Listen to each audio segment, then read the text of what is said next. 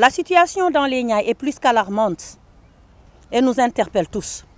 Cet espace qui constitue véritablement le poumon vert de la zone de Dakar est aujourd'hui devenu une zone de non-droit, une véritable bombe écologique, en veille pour les populations de la Patte d'Oie.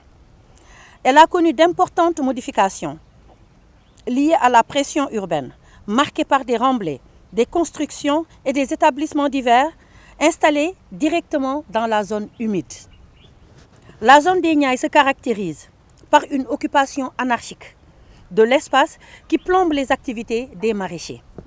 Les remblais, gravats, objets de recyclage et ordures qu'on y déverse, de même que les produits utilisés par les ferrailleurs, polluent la nappe et détériorent l'équilibre écologique de la zone qui perd progressivement sa fonction naturelle de poumon. Entre autres agressions sur le site, l'huile déversée par les mécaniciens, la fumée causée par le fumage du poisson qui détruisent les cultures. Toutes ces activités exposent les populations riveraines à une pollution dont les conséquences peuvent leur être fatales à long terme. On y ajoutera l'insécurité grandissante causée par la présence parfois de malfaiteurs, d'où des cas de viol. Cette situation est exacerbée par des rejets urbains, la reconversion des espaces de culture en zones d'habitation, l'aménagement d'infrastructures publiques telles que les routes, l'arène nationale, la station d'épuration des eaux usées.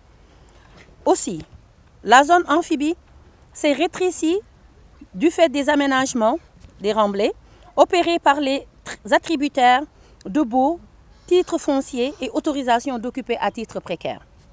À cela s'ajoutent les impacts de la sécheresse, de la coupe abusive des arbres, des défrichements pour les besoins agricoles qui sont à l'origine de la raréfaction de certaines espèces ligneuses, régression de la palmeraie et de la mangrove.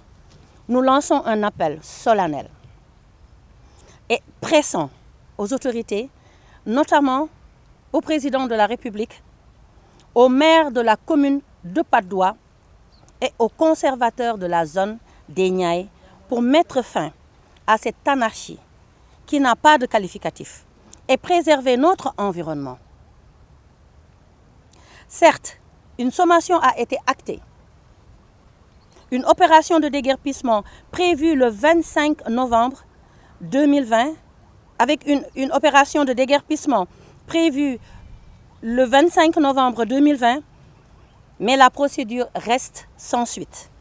Et nous demandons aux autorités d'initier un dialogue avec les concernés pour un accompagnement conséquent dans le choix de leur nouveau site.